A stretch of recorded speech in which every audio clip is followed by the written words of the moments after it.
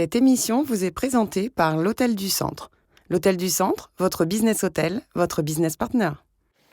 Bonjour à tous et bienvenue. Dans quelques semaines, un peu plus de 180 000 Calédoniens seront appelés à se prononcer par oui ou par non à l'indépendance à l'occasion du deuxième référendum. La campagne, elle est bien lancée.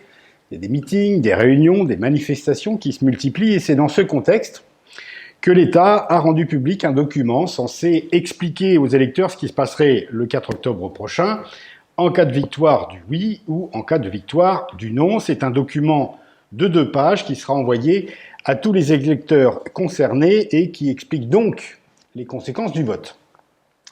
Ce document fait polémique à l'évidence avec d'une part les loyalistes qui le commentent assez peu et d'autre part les indépendantistes qui sont plutôt vent debout contre un État qu'ils jugent impartial. Et c'est de ce document que nous allons parler maintenant en compagnie de Caroline Gravela, maître de conférences en droit public à l'université, de Juanito Wamitan, directeur de cabinet du groupe FLNKS au Congrès, de Guy-Olivier Quénaud, chef d'entreprise et élu à la province sud et au Congrès, et de Cédric Fèvre, coprésident de la French Tech. Nous parlerons également de la crise sanitaire et de ses conséquences pour notre quotidien et notre économie. Nous avons été confinés il y a quelques mois pendant 5 semaines, mais ce confinement se poursuit d'une manière plus large finalement, puisque il est difficile de sortir de la Nouvelle-Calédonie et il est encore plus difficile, sinon impossible, d'y rentrer, d'autant que les frontières de la Nouvelle-Calédonie vont maintenant rester fermées jusqu'au 27 mars 2021. Et pour terminer sur un sujet plus léger, nous évoquerons le changement d'heure dont le Congrès aura prochainement à débattre pour une éventuelle mise en œuvre au 1er décembre. Alors, est-ce que c'est mieux? Pourquoi on change d'heure? Et était-ce vraiment le moment de proposer le changement d'heure? On commence donc avec le sujet du jour, ces 2 pages que l'on présente et que l'on appelle comme le document de l'État. Rappelons 2 ou 3 choses. C'est le comité des signataires, c'est lors d'un comité des signataires que les groupes politiques ont demandé au gouvernement qu'il explique aux électeurs concernés quelles seraient les conséquences de leur vote, qu'ils soient oui ou qu'ils soient non. Donc en 2018, pour le référendum du 4 novembre, un document a été publié, et bis repetita pour le référendum du 4 octobre prochain, à la différence près que cette fois-ci, il sera envoyé de façon massive à tous les électeurs. Alors, ce texte, je le disais, fait 2 pages. Mon sentiment à moi, et vous allez me dire tout de suite si vous le partagez ou si vous n'êtes pas d'accord, c'est que 2 pages qui se présentent comme ça aurait pu être, c'est un peu succinct, et peut-être que ça aurait pu être plus fourni. Qu'est-ce que vous en pensez? Guy-Olivier. Je pense qu'il était difficile pour l'État de faire autrement, parce qu'il doit, il l'a annoncé, rester dans un rôle d'arbitre, impartial. Simplement, je pense que sur ce document, il a simplement rappelé les éléments essentiels. Il a dit le droit international tel qu'il est, et national tel qu'il est actuellement. Donc le droit, ça fait que 2 pages. Oui, les conséquences sont simples, c'est-à-dire qu'on doit bien se prononcer sur une transformation de la citoyenneté actuelle, calédonienne, en nationalité, donc en cas de oui. Donc en cas de oui, les conséquences sont claires, c'est par définition... On va y revenir peut-être plus tard. Moi, je voudrais rester sur ce côté un peu succinct, et on peut comprendre que les groupes politiques, parce qu'il faut quand même rappeler que les groupes politiques ont travaillé avec l'État depuis le début de l'année, je ne sais pas combien il y a eu de réunions, mais le processus était on travaille ensemble et on discute, et ensemble on fait ce document. Et puis finalement, ça fait 2 pages, et non seulement ça fait 2 pages, mais c'est le même texte qu'en 2018. Écoutez, moi ce que je dis, c'est que l'État a tenu son engagement, on va dire ça comme ça. Après, peut-être que c'est une queue de poisson, ce document, parce que voilà, on n'a pas pu tenir les engagements. Mais il faut noter 2 choses, je pense. C'est déjà le switch qu'il y a eu au gouvernement. Donc je pense qu'il y a un problème de prise, de responsabilité du nouveau gouvernement. Parce qu'en fait, il faut dire que l'État, le Haut-Saria ici, ils ont fait le boulot qui était convenu au départ. Avec les groupes politiques, on a joué le jeu, avec une partie historique qu'on avait définie ensemble, avec une partie qui était les 12 questions que l'État avait identifiées comme les 12 thématiques qui posaient souci pour les Calédoniens, en cas de oui, en cas de non. Donc l'État s'est engagé en comité signataire à rédiger un document de communication. Bon, le boulot a été fait ici en local, on va dire ça comme ça. C'est juste qu'à Paris, ils n'ont pas eu le cran, peut-être, ils n'ont pas voulu trop se mouiller pour pouvoir s'engager à donner des réponses sur un sujet qu'ils ne maîtrisent pas. Parce que, faut savoir, c'est comme la nouvelle équipe à Paris ne maîtrise pas forcément le dossier calédonien. On a vu des interventions. Voilà. Donc c'est une réalité, après c'est le principe de réalité. Donc il ne fallait pas s'attendre à mieux. C'est vrai que bon, pour le temps de travail qui s'est tenu avec les services de l'État, avec les groupes politiques, c'est pas étonnant qu'on aboutit à ce type de document. Alors Guy-Olivier disait à l'instant, le document dit le droit. Caroline, le document dit le droit. Effectivement, le document se limite à dire le droit sans rentrer dans aucun débat politique ou sans s'avancer sur des sujets qui ne relèvent pas de la compétence de l'État et qui, en cas de oui, ne relèvera plus de la France. Et en cas de non, l'État n'a pas voulu anticiper sur les négociations futures. Ça, c'est sûr. Moi, la question que je me pose, c'est sur ce que disait Juanito, sur les discussions qu'il y a eu pendant plusieurs mois. Est-ce que finalement, il y a eu un consensus sur le fond, sur Il faut savoir, c'est simplement que l'État, en fait, nous exposait. Ils ont changé de méthode. La méthode, en 2018, c'est le Premier ministre qui a écrit un courrier, 1er octobre. Ça a été transmis 3 semaines aux Calédoniens pour faire campagne. C'était un peu limite. Donc, il voulait mieux faire la fois d'après. Donc, en 2020, ce qui a été convenu, c'est que l'État passait par un prestataire pour identifier les problématiques sur lesquelles les Calédoniens sont concentrés en cas de oui, en cas de non. Comme j'ai dit, ils ont identifié 12 questions. Les 8 premières questions touchaient les compétences régaliennes. Et ensuite, le reste, c'est les questions de l'enseignement, de la santé, etc. Le travail a été fait, c'est les réponses de l'État. Du coup, nous, on était là pour... On a plutôt partagé nos points de vue sur la première partie, qui était la partie historique. Voilà.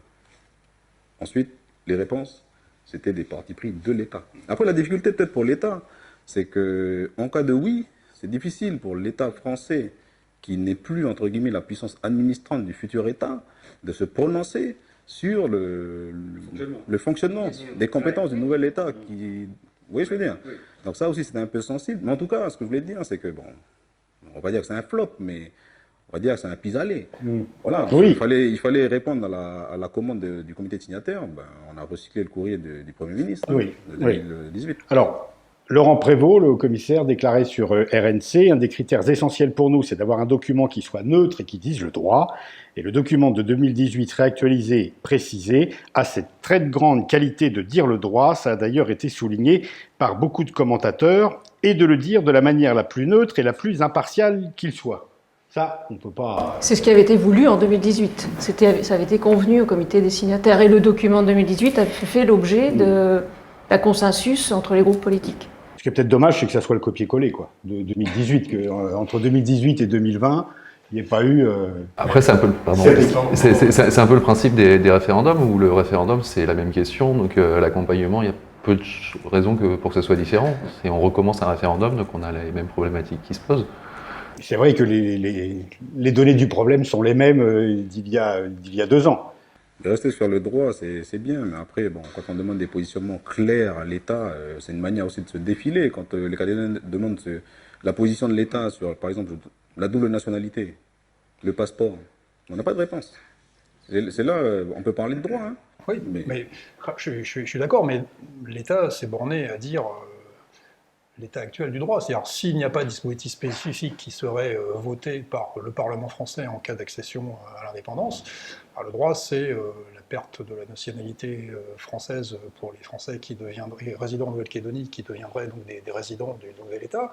Charge au nouvel État ensuite de définir sa politique de protection de ses citoyens, son passeport, c'est la prise en charge de ses pouvoirs régaliens. Donc il était difficile, à mon avis, à l'État d'aller plus loin, puisque par définition, ça dépendrait du nouveau pouvoir en place, tel qu'il sera défini par son assemblée constituante.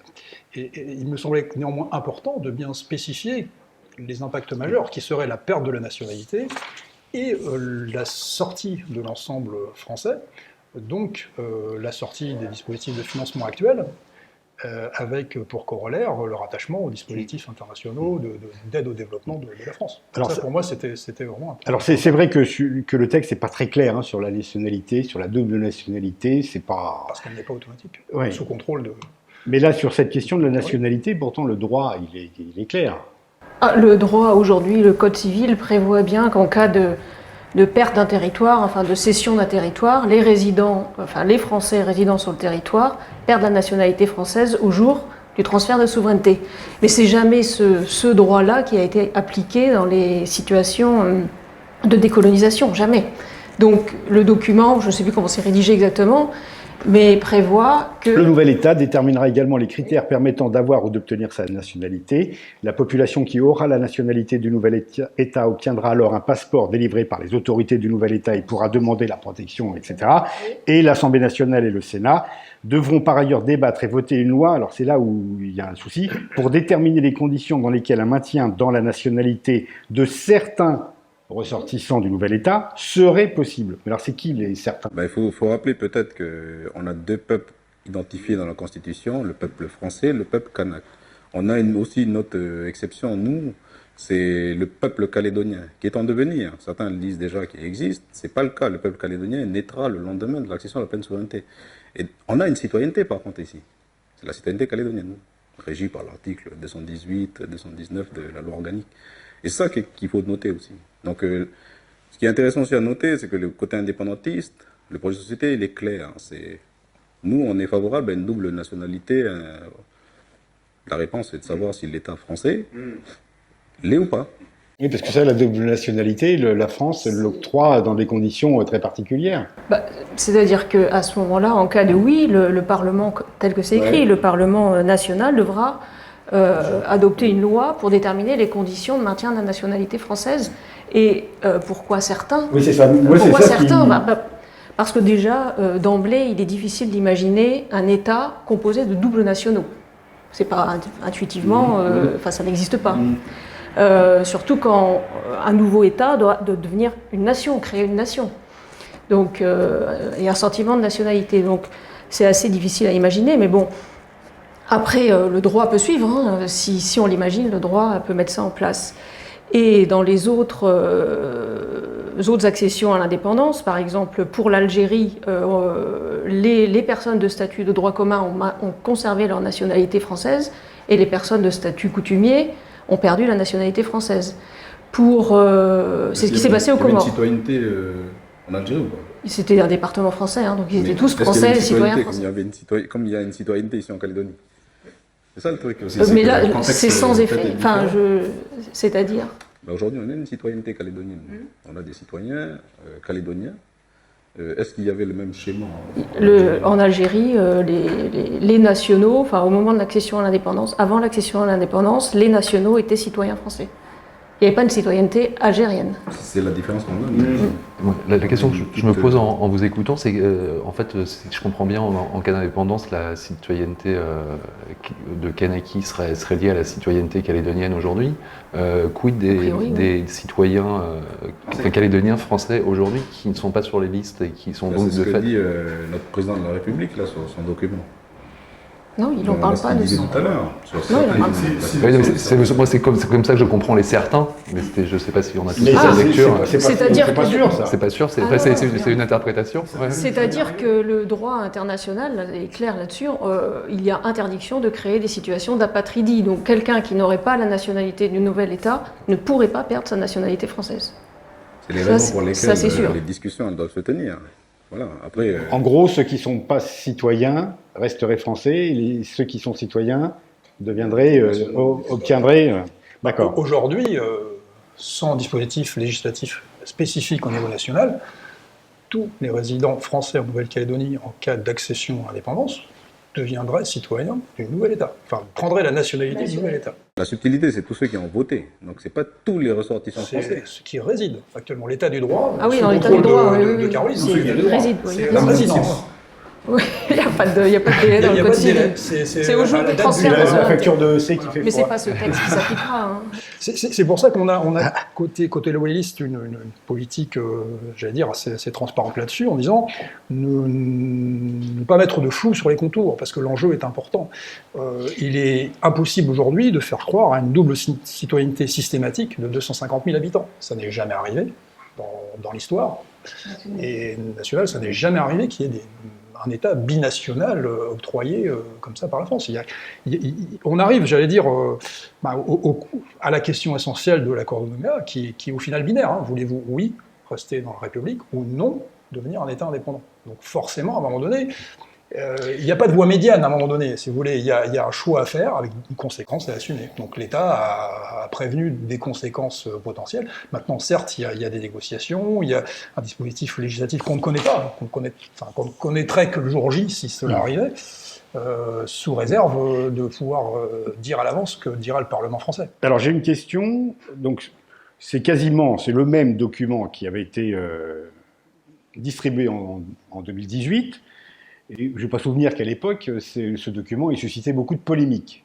Alors, semaine de la consultation. Oui, mis à part les délais, oui, c'est sûr que c'était un peu short, j'entends bien. Mais il y a quand même eu moins de contestations ou de polémiques sur le document de l'État en 2018 que cette année. Qu'est-ce qui fait qu'aujourd'hui, justement, mis à part les conditions de fabrication et le rendu, il y ait cette tension autour de ce document? En fait, il y a seul le groupe indépendantiste qui a communiqué, c'est le groupe UNI, voilà, Union nationale pour l'indépendance. Et il y a eu un communiqué du FLNKS. Oui, mais en fait, qui dit les Calédoniens auraient mérité mieux. Ben, parce qu'il y avait une attente. Oui. Quand on fait espérer un gâteau au chocolat, puis à la fin, on a un petit éclair C'est bon, c'est bon. L'éclair qui a fait ça. On reste sur notre fin. Mais est-ce que c'est lié peut-être aux tensions, enfin au climat actuel, dont on dit qu'il est plus tendu qu'en 2018? Non, moi je pense que c'est un concours de circonstances. Principe de réalité, Covid, changement de gouvernement. À Paris, ils n'ont pas voulu prendre la responsabilité. Il n'y a pas que les groupes politiques qui ont bossé. Il y a le personnel de l'administration qui a bossé aussi au SARIA. Ils ont passé des heures, des heures à trouver des consensus et tout ça dans les rédactions. Notamment pour la partie historique. Faut noter aussi. Après, je pense que voilà, c'est le principe de réalité. À Paris, ils ont fait le choix de botter un peu en touche. Si personne ne voulait prendre la responsabilité, voilà, on se retrouve avec ça. C'est tout. Après, tout le monde. Pardon, oui. Je voulais juste dire que la polémique, c'est peut-être pas mal, parce que les gens vont peut-être le lire, du coup. Oui, parce qu'il est passé inaperçu en 2018. Oui. Mais oui, c'est que. Il fallait pas le dire, c'est la stratégie. Oui, c'est ça. C'est comme de plus en plus dans l'info, il faut faire le buzz pour qu'on en parle. Voilà. Et en fait, tout le monde appelle la neutralité de l'État. Et là, pour le coup, on ne peut pas leur reprocher d'avoir été particulièrement neutre. Enfin, Oui, parce que là, on parle beaucoup de l'indépendance, mais effectivement, sur la partie que l'État réserve au vote contre, c'est en gros, ça bouge pas, quoi. Hein, c'est le statu quo, etc. Alors, c'est assez réducteur. C'est à mon avis pour ça que les loyalistes commandent peu, parce que c'est pas très vendeur en tous les cas. Hein. Non, mais c'est l'état du droit. C'est-à-dire que l'accord de Nouméa dit en cas de 3 fois non, les choses restent en l'état et les partis discutent de la situation ainsi créée. C'est-à-dire que en gros, c'est un groupe politique en fait, et c'est peut-être ça qui d'ailleurs génère des attentes fortes et des tensions parfois, parce que on a déjà peut-être envie de se projeter sur l'après. Alors que le processus, il est en cours. Ouais. Et il y a peut-être beaucoup d'attentes sur les négociations de fond, sur l'après troisième référendum, ou le troisième référendum en lui-même, si par chance il serait transformé en référendum statutaire et non pas en troisième référendum binaire, oui ou non. Parce que de toute façon, on y viendra au référendum statutaire. C'est évident que le dialogue est impératif. Alors pour conclure, il faut citer la phrase de fin du document qui dit « L'État prendra l'initiative de réunir les responsables des forces politiques calédoniennes après le scrutin d'octobre et quel qu'en soit le résultat. Il n'existe en effet pas d'autre chemin que celui du dialogue pour assurer que le destin de la Nouvelle-Calédonie se réalise dans la paix. » Donc, a priori, le 5 octobre, il y a des discussions qui peuvent s'engager. C'est ce que je comprends. Bien sûr. Il y avait cette phrase déjà dans le précédent document. C'est à l'initiative des groupes politiques, évidemment. Là c'est le politique qui est éminemment aux premières places, et c'est son rôle d'ailleurs. Mais c'est un vœu pieux, à votre avis, ou pas? Comment? C'est un vœu pieux?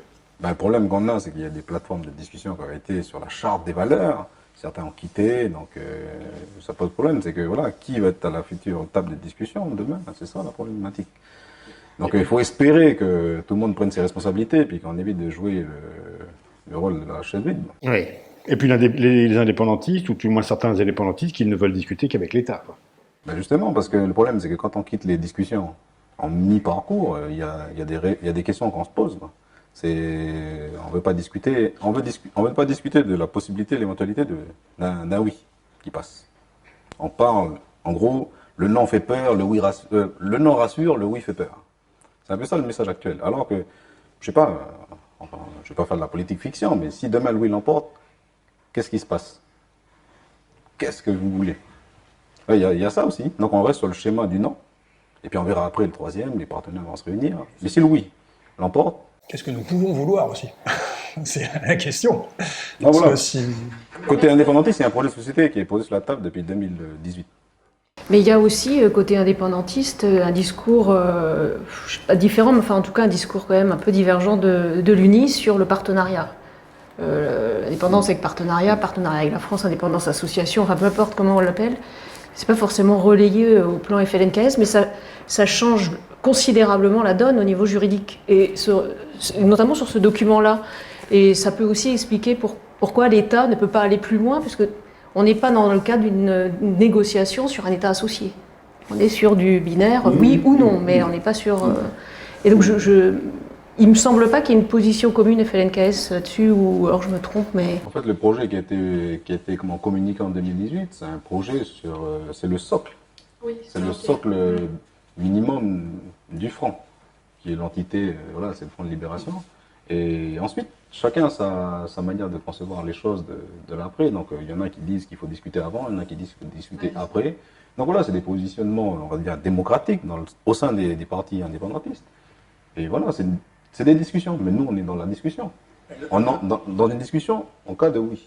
Elles ne peuvent difficilement avoir lieu avant, puisque le socle minimum du FLNKS tel qu'il est présenté, notamment son assemblée constituante, sont, du point de vue des loyalistes, en contradiction avec la représentation politique élective, puisqu'on y inclut le Sénat coutumier, on y inclut les maires, sans pondération des villes, et on y inclut le congrès à l'instant T, et dans la foulée, on fait des élections. On comprend bien qu'effectivement, la partie élue directement par le peuple, elle n'est plus représentative. Donc c'est pour ça que là, on est obligé de passer avant par ces référendums binaires, certes, mais qui nous pose la question, voulez-vous rester dans les valeurs fondamentales, universelles, démocratiques, telles qu'elles sont définies par la République, ou voulez-vous aller vers un autre système? C'est une liberté de choix. Mais cette question, on est obligé de la trancher avant d'aller... C'est ça qui est bien avec ce que dit Guy, parce que ils envisagent quand même ce schéma-là.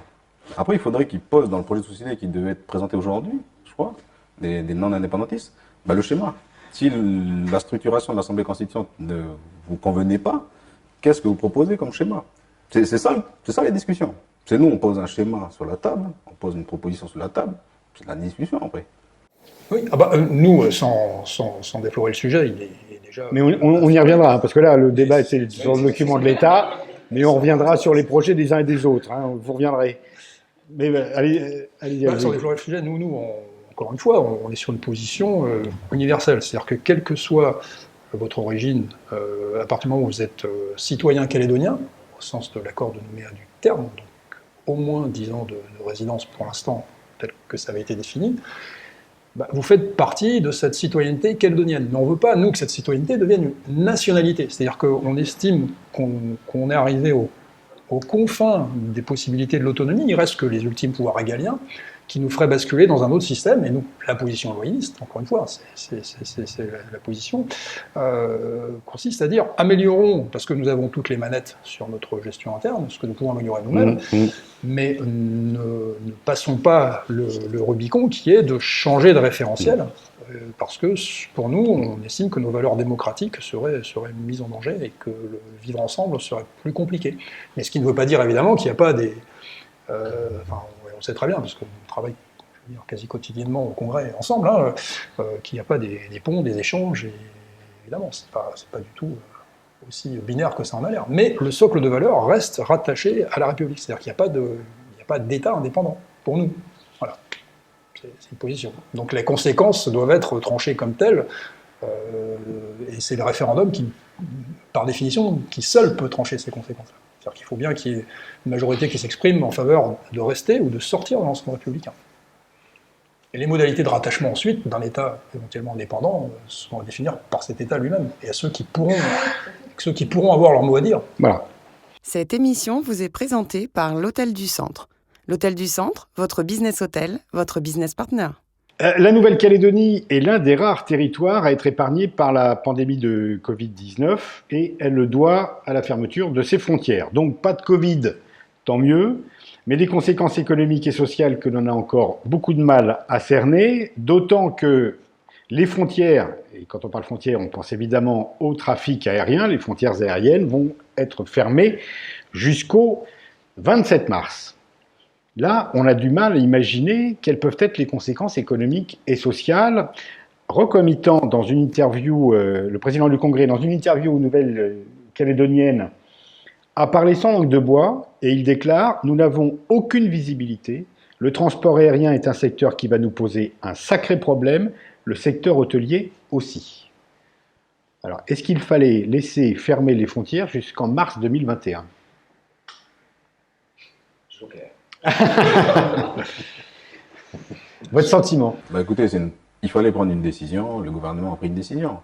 Après, on peut parler d'opportunités pour le tourisme local, voilà, parce qu'on parle depuis des siècles de diversification de l'économie calédonienne. C'est peut-être l'opportunité de revoir ça. Les Calédoniens, au lieu de sortir dépenser dans la région, en Australie, Nouvelle-Zélande, ça leur permet peut-être de dépenser un peu, d'épargner un petit peu et puis dépenser un peu en local. Ce qui se passe un peu déjà. Hein, Donc voilà, après, la question de se poser, c'est de savoir, c'est la durée, l'impact de la durée, parce que ça aura un impact sur l'économie calédonienne, ça a déjà eu un impact, mais...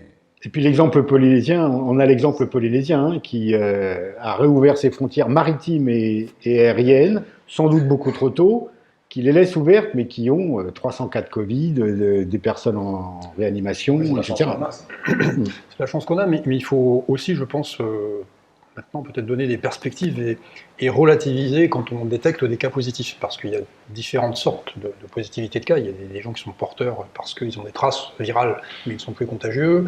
Donc il est certes important, et on a très bien fait à l'époque, hein, parce que, encore une fois, il faut se remettre dans le contexte où on ne connaissait pas les perspectives de la maladie. Donc on a fait un choix de se protéger en interne, et c'est très bien. Maintenant, je pense qu'il faut donner à la population des perspectives, il faut éduquer, sortir de la spirale de la peur, hein, de simplement communiquer sur un nombre de cas positifs, mais ramener à la réalité de cette maladie. C'est-à-dire qu'à partir du moment où il semble... C'est ce que vous expliquez, c'est qu'il faut un peu de Covid. Non, il faut le Covid, c'est un virus comme un autre, malheureusement. Oui. Donc on parle actuellement que du Covid, mais en Oui. Nouvelle-Calédonie, Oui. enfin, des coronavirus d'autres types, il y en a, d'autres maladies, il y en a, et malheureusement, peut-être que trop parler du Covid masque et fait peur aux gens en termes de politique sanitaire. Notamment le CHT nous a indiqué, on les a auditionnés au Congrès, que les gens ne se rendaient plus aux visites médicales de peur du Covid. Alors il faut sortir... Ça fait des économies à la capote, ça, non ? Alors, ça fait des économies à court terme, puisque les gens qui sont très malades, malheureusement, après, développent des pathologies beaucoup plus lourdes. Et pour en revenir à l'économie, alors, moi, je suis complètement d'accord, le tourisme interne est un trésor caché, trop caché, qu'il faut développer et qu'il faut mettre en avant. Mais le tourisme au sens large en Nouvelle-Calédonie, croisiériste et touristes extérieurs, c'est 50 milliards par an dans l'économie, qui ne rentrent plus. C'est 350 à 400 000. Croisiériste, c'est à peu près 120 000 touristes, et un touriste, ça va à l'hôtel, ça mange, ça sort, ça fait des activités, etc. Donc c'est quand même un problème, non seulement pour l'économie interne, mais pour notre outil. C'est-à-dire qu'une compagnie comme Commercalin, actuellement, c'est presque 1 milliard de pertes par mois. Oui. Donc, par mois, c'est 800 millions par mois de pertes. D'ailleurs, donc ça fait l'objet, et c'est pour ça que je souscris totalement hein, aux propos du président du Congrès, hein, M. Recomitant, qui a été là-dessus assez actif, hein, en mission d'information pour les membres du Congrès. Nous ne savons pas, si nous continuons comme ça, où nous allons. C'est un vrai problème. Donc il faut s'en saisir, et je pense que la raison doit revenir sur la peur. C'est-à-dire qu'un cas positif, comme il y a actuellement en Polynésie française, c'est pas forcément la fin du monde. C'est tant mieux si on peut les éviter en Nouvelle-Calédonie. Il y a peut-être des processus intermédiaires à faire. Mars 2021, c'est trop loin. Aujourd'hui, ça me paraît une annonce un peu lointaine. C'est Cédric Febvre. Ce que j'arrive pas à comprendre, c'est, comme le disait à l'instant Guy, il y a un impact économique du fait de l'absence de touristes et de visites en Calédonie, et ça pose des problèmes sur la campagne aérienne. Il y a aussi un impact économique, mais qui va être différé. C'est en fait tous les entreprises calédoniennes qui peuvent pas aller voir leurs partenaires, qui peuvent pas aller chercher de nouveaux produits, qui peuvent pas... en fait, ça, c'est du développement de perdu pour dans 6 mois, dans 1 an, dans 2 ans, et c'est un vrai souci. Je vous disais, moi, je m'occupe des startups, et l'idée, c'est de se tourner vers l'extérieur, ne pas se tourner vers l'extérieur. On se rend pas compte des films qu'on n'a pas tournés quand on est cinéaste, enfin, sauf qu'on les tourne pas, donc on risque pas de sortir des beaux films. Et moi, la question que je me pose, c'est que de toute façon, si je comprends bien, c'est qu'il y a un moment, on sera fatalement confronté au virus. On ne peut pas imaginer que la Calédonie soit fermée ad vitam aeternam, donc il y a un moment où il faudra décider et accepter qu'il y ait des cas en Calédonie. Hélas, sans doute, il y aura peut-être des décès liés, mais sinon on est enfermé à vie. Donc l'idée, c'est quand est-ce qu'on met la limite, et en fait, c'est de faire la balance entre ce que ça coûte et ce qu'on risque. C'est le débat qui a secoué le monde entier entre faut-il s'occuper de la santé ou s'occuper de l'économie. Donc nous, pour l'instant, on s'occupe de la santé. Avec le système le fait d'être sur une île, c'est que la décision elle est à 100%. C'est que quand on ferme ou on ouvre un peu. Donc là, c'est quand même très radical. Et encore une fois, les conséquences, moi, je suis quand même assez inquiet sur les conséquences à moyen terme. Encore une fois, effectivement, il y a des rebonds économiques locaux. Il y a, semble-t-il, une consommation, notamment dans le commerce de proximité, qui fonctionne bien. Mais en fait, tous les projets qui se font pas, qui se montent pas, les investissements qui se font pas, etc. En fait, c'est des choses qu'on subira dans les mois et les années à venir. Hein. Et plus ça dure, plus l'impact sera fort. Moi, je n'opposerai pas santé et économie. Je pense que la vraie question qui est posée post-Covid, c'est la façon dont on a traité cette épidémie. La façon dont les politiques publiques de santé ont été diversement appliquées selon les États. Et les résultats ont été très différents. C'est-à-dire qu'on a peut-être choisi, nous, d'avoir, enfin je dis nous, au niveau national, pas au niveau Nouvelle-Calédonie, parce que ça a été traité, encore une fois, différemment et avec du recul. Mais la stratégie tout hôpital en France, qui est consistait à dire aux gens « restez chez vous, quand c'est grave, vous allez à l'hôpital », pareil en Italie, alors que l'Allemagne, à contrario, avait une médecine de base avec ses généralistes et c'est beaucoup plus efficace. Enfin, la létalité n'est pas la même. C'est maintenant, on a le recul sur les chiffres, c'est objectif. Donc il ne s'agit pas d'opposer évidemment santé et économie. On a tous des êtres qui nous sont chers et nous n'avons absolument pas envie qu'ils décèdent ou qu'ils souffrent de cette maladie. Mais c'est peut-être la façon dont on a géré. On l'a peut-être trop théâtralisé, trop mise en scène de façon dramatique, et maintenant c'est la peur. Donc le politique, ensuite, quand il gère la peur, c'est toujours compliqué. Notamment ici, c'est compliqué aussi, parce qu'il y a une partie de la population qui est particulièrement sensible à ça, et elle a raison, mais c'est aussi, je pense, là, le rôle du politique de donner des perspectives, donner des réalités et d'expliquer. Moi, je dirais que c'est une opportunité. Comme je disais tout à l'heure, ça fait des années qu'on parle de diversification économique. Là, aujourd'hui, on a l'opportunité peut-être que la situation nous permet là, de regarder qu'est-ce qu'on peut faire. On va peut-être avoir enfin un débat sur le transport aérien en Nouvelle-Calédonie. Peut-être. Et puis sur la question du nickel. Donc, il faut qu'on refasse le point. En Calédonie, on n'a pas la culture de l'évaluation. On met en place des dispositifs, il y a 20 ans, 30 ans, d'exonération fiscale,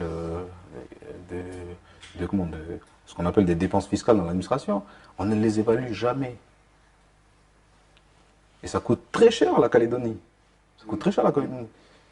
Mais à quel moment on dit, bon, on va regarder l'agriculture, on va regarder l'hôtellerie, qui est bien aidée, on va faire le point. Est-ce que ça vaut le coup? Ça fait 20 ans qu'on dépense, je veux dire, 800 à 900 millions pour 3 secteurs, le tourisme hors de Nouméa, les gens de maison et l'agriculture. Est-ce que ça vaut le coup ou pas? Est-ce qu'on ne peut pas prendre cette manne financière, cette dépense fiscale, et la mettre ailleurs? C'est pour ça que je dis que c'est une opportunité peut-être de revoir ça. Mais comme on n'a pas la culture de l'évaluation, c'est là peut-être aussi il faut qu'on change nos façons de voir les choses aussi. Hein. On a la culture de la strate qui se fossilise, notamment en fiscalité, c'est-à-dire que c'est un millefeuille. À un moment donné, il y a voilà, des dispositions fiscales qui sont prises. À un autre moment, il y en a d'autres. Et puis le reste, c'est interchangé, comme si c'était un jeu en quelque sorte à somme nulle et qu'il n'y avait pas de vase communicant. Or, effectivement, je rejoins Juan Mito là-dessus. À un moment donné, il y a un cumul de ce millefeuille stratifié qui fait qu'on est dans une situation très complexe. On n'ose pas toucher quelque chose parce qu'on va gêner les strates précédentes. Et c'est l'occasion, effectivement, malgré la crise, peut-être de tout remettre à plat de façon à ce que, si ça repart, on reparte dans les On a meilleures des conditions indices possibles. de cette volonté d'évaluer, c'est la loi de la relance, avec son article 62, où Christopher Gigès a intégré la question de l'évaluation du dispositif. Encore faut-il que ce soit précisé la fréquence, vous voyez ce que je veux dire, avec les indicateurs et tout. Mais bon, voilà, 47, 50 milliards de dépenses fiscales, ce qu'on appelle les niches, faire le point peut-être là-dessus pour savoir qu'est-ce qui est intéressant, qu'est-ce qui est rentable, entre guillemets, pour l'économie calédonienne, qu'est-ce qui ne l'est pas, et puis revoir. Peut-être redispatcher. Ça, c'est peut-être des discussions à avoir. Mais en attendant, on fait quoi d'Ercalin? On fait quoi des hôtels de Nouméa? Au niveau local et puis international, le débat, j'allais dire, il est clos. Tous les économistes mondiaux, y compris les plus prestigieux, disent qu'il faut préserver l'outil. Parce que si vous ne préservez pas l'outil, si vous le laissez s'effondrer, donc si vous ne le financez pas, que ce soit par des dispositifs de création monétaire ou de soutien par prêt, le redémarrage sera encore plus douloureux puisque vous n'aurez plus d'outils. Donc on ne peut pas nous laisser s'effondrer nos outils. Qu'il faille effectivement redéfinir leur politique d'utilisation, c'est un sujet éminemment important. Mais comment définir une nouvelle politique Ercalin s'il n'y a plus d'Ercalin? Mais on a un problème aussi, nous, c'est qu'on a un petit territoire, 300 000 tendus et 4 pelés, on a 3 compagnies aériennes. Donc la réflexion aussi, quand on envoie un avion d'Ercalin à Vanuatu en Australie qui est à moitié vide alors qu'on peut envoyer un de la Calédonie, c'est ça la problématique. Là. On vit au-dessus de nos moyens et on demande aux Français de se saigner pour qu'on puisse continuer à vivre au-dessus de nos moyens. Oui, mais le débat dont je parlais sur le transport aérien, il est effectivement là. Le débat sur le transport aérien dont je parlais, il est là. On n'a jamais voulu l'avoir et peut-être que le Covid va nous l'imposer sur le fait de savoir si on a les moyens ou non d'avoir 3 compagnies aériennes dont 2 ont remplacé tous leurs avions en même temps. Ça fait 8 avions. Donc effectivement, le Covid va peut-être servir à ça. Mais en même temps, est-ce que ça pèse pas sur le moral des Calédoniens ? Pas forcément de voyager, mais de savoir qu'on ne peut pas sortir ou qu'on ne peut pas rentrer, est-ce que ça pèse pas sur l'opinion publique, sur le moral de l'opinion? L'annonce d'hier a quand même été, je crois, dans les discussions que j'ai pu avoir depuis hier, c'est que en fait, quand même, fin mars, ça fait loin. En fait, jusqu'à présent, tout le monde se disait bon alors, est-ce que ça va être réouvert pour Noël, pour la fin de l'année, etc. Là, pour le coup, l'affirmation jusqu'à fin mars, ça fait prendre conscience qu'on est véritablement bloqué. Et pour le coup, moi, l'intérêt que je vois dans cette annonce, c'est au moins, ça a l'avantage de clarifier les choses. C'est qu'au moins, on sait que c'est pas possible et qu'il faut s'organiser autrement.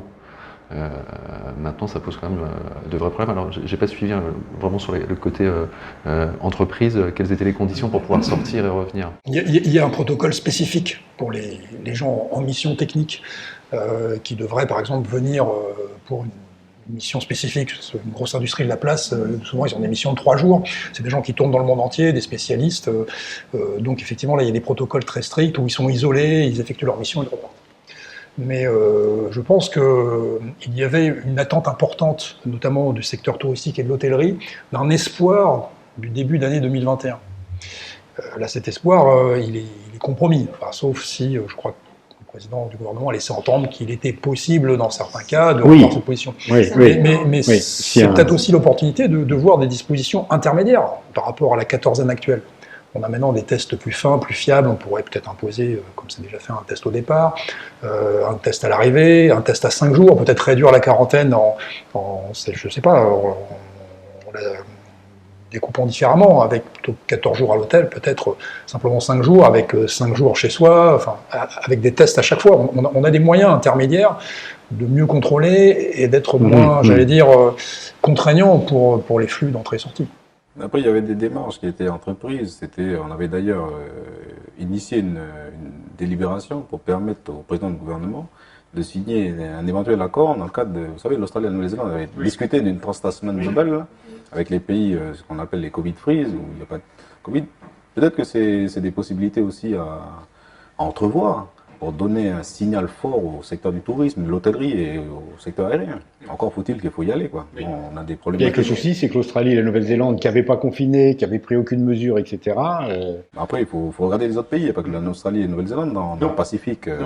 Ouais, je veux dire. Donc, Mais au Vanuatu, on ne sait pas très bien où est-ce qu'ils en sont. La Papouasie, ils ont appelé l'OMS à l'aide. Enfin, La Papouasie est mal. Et puis ouvrir le Vanuatu, il y a quand même sans doute plus de Calédoniens qui partiront en vacances au Vanuatu que de Vanuatais qui viendront en Calédonie. Donc je pense que ce serait une super opportunité pour le tourisme calédonien d'ouvrir sur le Vanuatu.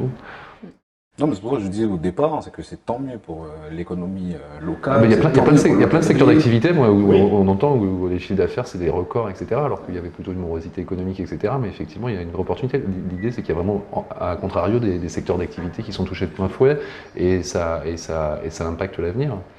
Bien sûr, l'économie, c'est comme un corps humain, il faut une circulation. C'est-à-dire que s'il n'y a pas de circulation régulière, d'échange de biens, de services, on rentre dans une spirale après de l'enfermement de marché. Et nous, on a un micro-marché. Alors, je suis complètement d'accord, c'est un micro-marché qui est pas très bien exploité. Il y a des niches à exploiter, notamment pour les très petites entreprises, les petites entreprises de services, le tourisme local. Il y a vraiment des trésors à développer et à utiliser. Et c'est l'opportunité de le faire, même si on le fait un peu forcé dans la douleur. Mais il faut vraiment que nous nous posions la question. Nous sommes un archipel excentré. Et donc, ce qui est plus important pour nous, c'est ces moyens humains de liaison au monde. Donc, ça passe par Internet, ça passe par les télécoms, par l'aérien et par le maritime. Et notamment sur l'aérien, peut-être aussi une réflexion qui manque jusqu'à présent, c'est des lignes dédiées de cargo fret aérien. Non pas de soute mixte, avec des avions qui transportent des passagers et aussi un petit peu de cargo. C'est peut-être l'occasion, et là c'est pas des hommes qui voyagent, c'est des marchandises, de se poser la question, parce que ces cargos-là, ils nous passent au-dessus. Le flux États-Unis, Australie, Nouvelle-Zélande, Australie, ils nous passent au-dessus. Il n'y en a pas un qui atterrit à Tontouta, c'est dommage. Dans ces périodes actuelles, avec on le voit, le fret notamment pour les médicaments, les produits de nécessité, on va dire, pas les premières nécessités, mais qui ont une valeur ajoutée technique, c'est très long à les faire venir, parce qu'il y a simplement les soutes actuellement d'Air Calin qui peuvent les transporter, et il y a très peu de vols. Donc on a une problématique de circulation des biens, et il faut se poser les bonnes questions pour le redémarrage. On va terminer par un sujet plus léger, le changement d'heure. Donc, le gouvernement a adopté le principe, et le texte doit aller maintenant devant le Congrès, et si les élus du Congrès adopte ce changement d'heure, il interviendra au 1er décembre, c'est-à-dire qu'au 1er décembre, il faudra tous avancer nos montres et nos réveils d'1 heure. Il y a déjà eu de nombreuses tentatives de changement d'heure qui ont toutes échoué, certaines lamentablement, d'autres radicalement. Voilà. Donc, votre sentiment sur ce... Il y avait sans doute un préalable, c'était que tout le monde reste en Calédonie. Donc ça s'est fait. Après, on va peut-être pouvoir avancer plus. Alors, on avance des raisons économiques à ce changement d'heure. Donc, c'est quoi l'atout économique du changement d'heure? Moi, je dirais que c'est beaucoup de bruit pour pas grand-chose. Parce qu'il y a peu d'effets. Donc, on nous amène la question économique, l'énergie. Bon, il faut... Enfin, je sais pas, moi j'ai lu le texte qui est arrivé sur le bureau du Congrès. La fiche d'impact, on nous parle de l'histoire des différentes séquences de changement d'heure, avec les raisons pour lesquelles ça n'a pas marché et tout, mais en termes d'impact, c'est un peu compliqué. Donc, les thématiques, elles sont de relance économique, pour le petit commerce, les cafés et tout. Ça permet aux gens d'avoir 1 heure de plus de beau temps. On parle de diminution de la délinquance. Je vois pas le rapport. Un délinquant, il veut sévir la journée, la nuit, il sévit quand même. On parle qu'est-ce qu'il y avait d'autre? De donner un peu plus de temps pour pour profiter du soleil. Enfin, j'ai un peu de mal. C'est ça que je dis que c'est beaucoup. J'ai un peu de mal parce que la situation dans laquelle on est aujourd'hui, j'ai l'impression que c'est plus un coup de com' que quelque chose pour redynamiser l'économie. Est-ce que le changement d'horaire, les clusters, la grappe French Touch, elle va en bénéficier? Quel serait l'impact? Guy Olivier, vous êtes aussi président de... Non, si on parle d'énergie, alors effectivement, l'impact est plus qualitatif. Pourquoi? Parce que nous allons vers un verdissement de notre énergie, notamment avec de l'énergie solaire. Alors il faut savoir qu'il y a un pic il y a 2 pics en fait de consommation, un le matin, quand les gens se lèvent à partir de 5h, 5h30, et un le soir, actuellement, quand ils rentrent à partir de 6h, 6h30. Si on décale avec 1 heure de soleil en plus, le pic du soir de consommation est beaucoup plus important que le pic du matin. Donc ça permettrait d'utiliser plus directement l'énergie solaire récoltée par les fermes photovoltaïques dans la journée. C'est plus un impact, j'allais dire, qualitatif d'utilisation de l'énergie telle qu'elle est disponible, parce qu'on a moins besoin de la stocker, puisque elle est disponible au moment où on la consomme. Mais je pense que par rapport aux autres hypothèses de changement d'heure ou tentatives qu'il y a eu dans le passé, là c'est un changement d'heure permanent, il faut bien le dire, c'est pas un aller-retour. Avec 1 heure d'été, 1 heure d'hiver. Donc moi je vois plus la question, l'enjeu comme, effectivement, comme le disait Juanito, est-ce que le soir on a envie d'avoir 1 heure de plus pour nos enfants, de soleil, de soleil voilà, dans notre vie, dans la journée. Est-ce que c'est pas des moments d'opportunité, de convivialité, après l'effet économique, comment le mesurer aujourd'hui, on ne sait pas, mais moi je me dis que, bon c'est 1 heure, hein, donc c'est pas très compliqué à absorber, c'est permanent, c'est-à-dire que ce qu'on gagne le soir, on le perd un peu le matin, certes, en temps de nuit, mais finalement l'été, il fait jour à 5h du matin actuellement, et l'hiver, il fait jour à 6h30. Donc de toute façon, même si on décale l'hiver, les enfants arriveront à l'école à 7h30, il fera jour. Donc, avec la journée qu'on a actuellement, bon, c'est un agrément qu'on aurait le soir. Donc pour moi, c'est vraiment ça. Est-ce qu'on a envie de se donner la chance d'avoir un espace de convivialité le soir, 1 heure de plus? C'est plutôt pas mal, 1 heure de convivialité le soir. Ce qui est sûr, c'est qu'il doit y avoir quand même des avantages. Sinon, on n'aurait pas tenté autant de fois cette opération de changement d'heure. Ce qui est important de savoir, c'est que nos voisins néo-zélandais et australiens, ils ont 1 heure d'été, 1 heure d'hiver. Oui. Donc, moi, je dis ça quand j'entends les arguments. Oui, mais les enfants, nos voisins, ils ont une agriculture, ils ont des enfants, ils n'ont pas une mauvaise agriculture et ils ne martyrisent pas leurs enfants. Donc, ils ont chaque année un changement d'heure dans un sens et dans l'autre. Ça ne crée pas des traumatismes fondamentaux dans la population. De grosses perturbations. Hein. Nous, c'est une fois, on décale et on aura tout le temps la fin de la journée qui sera 1 heure de plus ensoleillée. Bon, pour moi, c'est comme ça que je le prends. Est-ce qu'on n'a pas envie de se donner la chance de vivre ça et puis, c'est le cas, il faut le dire avec conviction, parce que quand on parle d'énergie, puis qu'aujourd'hui on voit que la SLN préfère acheter du gasoil qui est moins cher sur le marché que d'utiliser l'énergie du barrage de Yaté, qui a un impact sur Enercal, peut-être que vous êtes au administration, 1 milliard bien sûr. C'est un peu chaud. Mais je comprends. Il vaut mieux être clair pour dire que c'est simplement pour le bien-être des Calédoniens. Se donner une chance, moi je le vois comme ça. Commencer à parler de diminution de la délinquance.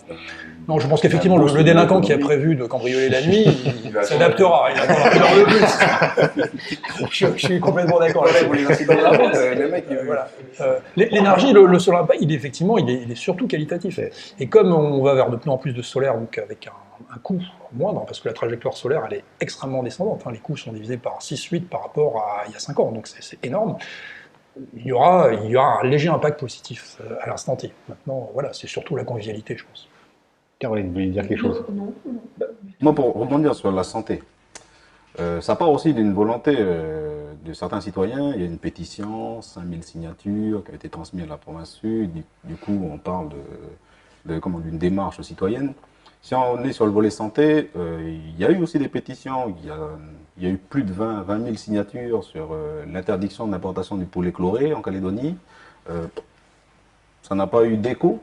Donc, un poulet qui est interdit depuis 1998 en métropole, qu'on importe ici, qu'on consomme ici, avec des effets derrière en termes de santé avérés, derrière un impact sur la CAFAT et tout le tralala. C'est pour ça que je dis, il y a une question peut-être de priorité. Si on veut parler de côté santé à ce moment-là, on est clair. Il y a le poulet chloré, c'est interdit en métropole. Fidji l'ont interdit en 97. Aujourd'hui, ils explosent les productions d'œufs, de poulet. Nous, ici, c'est un peu le flop dans la production de poulet. Poulet de chair, d'œufs, etc. Même nos producteurs d'œufs importent des œufs pour remplir les étals calédoniens avec... Pour revenir sur l'impact santé du changement d'heure, est nul, parce que, encore une fois, la Nouvelle-Zélande et l'Australie, c'est pas les derniers en termes de santé. Encore une fois, ils changent 2 fois d'heure dans l'année, une fois en reculant, une fois en avançant. Donc, après, c'est sûr que cette question, évidemment, si elle est saisie par certains groupes, certaines associations de façon politisée, effectivement, chacun va avancer des arguments pour dire c'est la fin du monde si on avance nos mondes du Nord. Mais la vraie question, je pense que là, je rejoins René tout là-dessus, il faut le dire carrément, est-ce qu'on n'a pas envie, au final, bon, certes, il y a des effets qu'on a mesurés, qu'on espère, mais effectivement, c'est surtout cette heure de plaisir de jour, on aura de plus à la fin de la journée. Voilà. Oui. Donc finalement, ça va être des débats, peut-être des débats ardus au Congrès sur cette question fondamentale. Ouais. Après, quand même, on en parle depuis tout à l'heure, et moi j'ai l'impression dans ce que j'entends à droite et à gauche, c'est qu'en fait, il n'y a pas d'argument contre. Alors, dire ça va pas révolutionner le commerce, c'est pas une panacée absolue, mais il y a les éléments contre, il y en a quand même pas beaucoup, donc si c'est plutôt positif, pourquoi c'est peut-être sur le timing, et puis, c'est peut-être sur le timing, la période choisie pour mettre ça sur la table. Ils sont pas très débordés au Congrès, donc il faut leur donner. Après sur le timing, c'est question, mais en tout cas, c'est une mesure qui coûte zéro, si j'ai bien compris. Sur les directeurs de groupe pour ça. Il faut voir après au niveau des entreprises, quel est l'impact derrière. À mon avis, les gens sortiront avec 1 heure de plus, vous finissez votre journée, et puis vous rentrez chez vous, et puis vous avez 1 heure de plus au soleil avec vos enfants.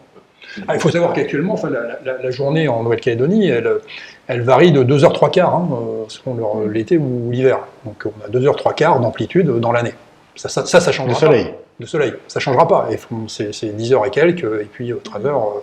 Donc ça changera pas, ça. Le soleil, il changera pas sa trajectoire. C'est nous qui nous décalons, en fait. Donc on se décale, on a 1 heure de plus le soir. Encore une fois, moi je pense qu'il faut le dépassionner et puis se dire est-ce qu'on veut se donner la chance. Par contre, est-ce que un bilan a été fait justement, parce que peut-être qu'on peut parler en connaissance de cause avec les précédentes expériences, qu'est-ce qui n'a pas finalement marché? Parce que moi, dans l'exposé des motifs du texte, j'ai un peu de mal à voir les choses qui ont posé souci. Finalement, dans les années 70, dans les années 90... C'était l'aller-retour, parce que c'est 1 heure d'été. Donc on passe 1 heure et ensuite on recule d'1 heure. Donc effectivement, là, on peut se dire, et chaque année... En fait, c'est dans le sens où de l'impact économique, sur la délinquance, sur la sécurité routière, sur l'énergie, c'est dans ce sens-là. Est-ce qu'il y a eu les effets escomptés ou pas? Quand on décale une fois pour toutes, ce qu'on gagne le soir, on perd le matin. En gros, c'est ça. Bon.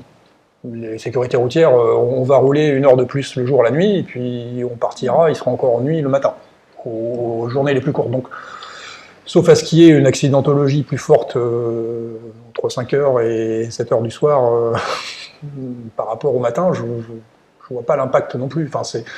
On a du mal à mesurer. Et les pays qui l'ont fait avec un succès en termes de mesures, c'est des pays qui sont beaucoup plus éloignés de l'équateur, avec des impacts très forts entre la durée du jour et la nuit. Donc là, effectivement, selon les saisons, là, il y a un impact qui est très mesurable, effectivement. Mais au fur et à mesure, nous, on est 19 degrés sud, donc c'est pas fondamental, on va dire. On est sous les tropiques. Rendez-vous à la séance publique du Congrès. Absolument.